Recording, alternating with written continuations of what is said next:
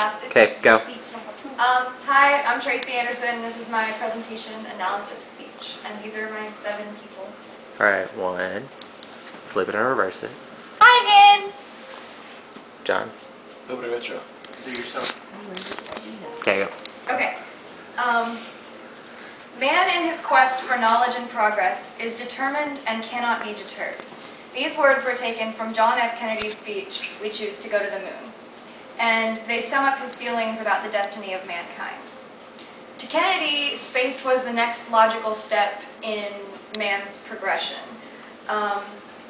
He thought that the scientific quest was something that the world was going to do with or without America, and if America wanted to remain a world power, then we needed to dominate in our quest for science as well. And since at that point in time there was the rush for space and everybody was trying to get into space, that was what we needed to be focused on. Despite opposition on grounds of the immense funding that was required for the mission, and many people who didn't even see the purpose of the expedition, he promised the world and all of the American people that we would get there. There were many people who believed that sending a manned mission to the moon wasn't something that America could afford or should be focusing their resources on. It would have cost millions and millions of dollars to build the buildings that we needed, to be able to fund the research, to be able to pay for the astronauts and the scientists and the engineers that we needed to have working on the program. And with the end of World War II, we immediately found ourselves involved in the Korean War, and after the Korean War was over, we were increasing our involvement in the Vietnam War, and the people in America were concerned about the war effort and concerned about their kids going and dying in wars that weren't even being fought for us, and they didn't necessarily think that we should be worried about something as trivial as putting people on the moon when we needed to be concentrating on things like that were actually affecting American families. But Kennedy had a strong belief in the strength of man, and he had a strong belief that scientific progress could not be stopped, and man needed to be a part of it, and America needed to be a part of it. At the time of the speech, Kennedy was newly elected president to the United States, and he chose to speak at Rice University to an audience of college students who weren't unlike you and I. They were young students. They were, in the midst of this war, they were trying to figure out their place in the world. They were trying to figure out what they were going to be doing with their lives and what their futures held in store for them. And a lot of them looked around and saw the fighting and the destruction and the devastation and didn't see a future of hope. Kennedy wanted to give them this hope. He wanted to give them something to look forward to and something that they would be able to accomplish within their lifetimes. Even though he could see the benefits of this brilliant future for them, there were a lot of people who could not. To those people, he had this to say. Many years ago, the great British explorer George Mallory, who was to die on Mount Everest, was asked why he wanted to climb it, and he said, "Because it's there." Well, space is there, and we're going to climb it, and the moon and the planets are there, and new hopes for knowledge and peace are there. One thing that Kennedy saw was that space didn't belong to any one person, it didn't belong to any one government, it didn't belong to any group of people. It belonged to all of mankind and all of the creatures living in the world and in any other world in space.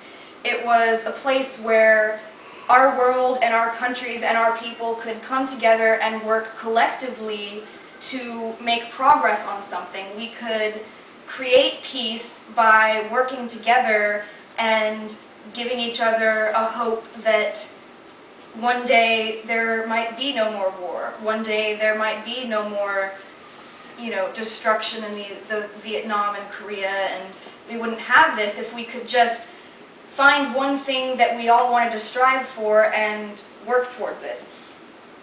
He saw not only a way to strengthen America's dominance in world commerce, but a way to create peaceful collaborations between previously hostile countries and have the commerce between us and Russia, who was at that point the other leading country in the scientific research and studies for space travel, and, you know, bring us back closer together and give us something that we could work together for, and kind of help and bring the world powers together under something that they could all strive for.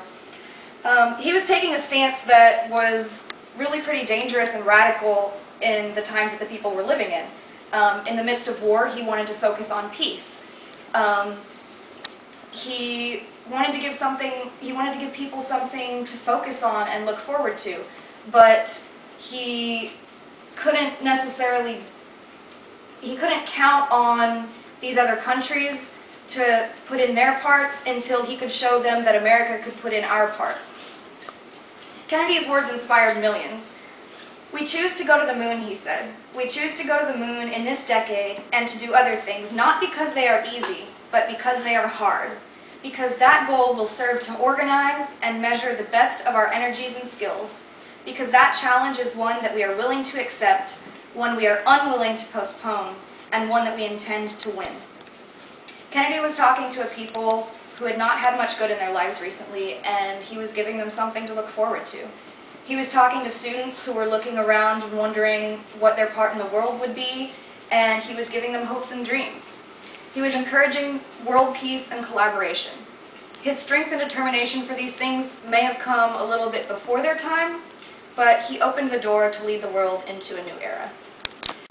Yeah, we're going. Are there any questions? Yes. Why did you pick this speech? Why was it important to you? I picked this speech because, you know, I've always been, especially, you know, we're in kind of a wartime right now, and I've always been really concerned with, when we get into war, we start to focus a lot of our energies and attentions on the bad things that are going on, and we forget that there are still good things in the world, and there are ways of peace that can get us past the ways of war, and I think that was one thing that Kennedy was trying to bring out in his speech, so that's why I chose it. If you were put in this time, the same situation, same time frame, who would you side with? The American citizens that don't agree with him, or would you believe that scientific research and the expansion would be necessary? Honestly, I mean, I think at that point in time, I can't say for sure, but if my beliefs, the way they are today, held then, I believe that I would have sided with him and said that, you know, we need to strive for peace. We need to find something that can bring everybody together. So that's the only way to get rid of war. Any other questions? To what extent do you think this was just a continuation of the arms race?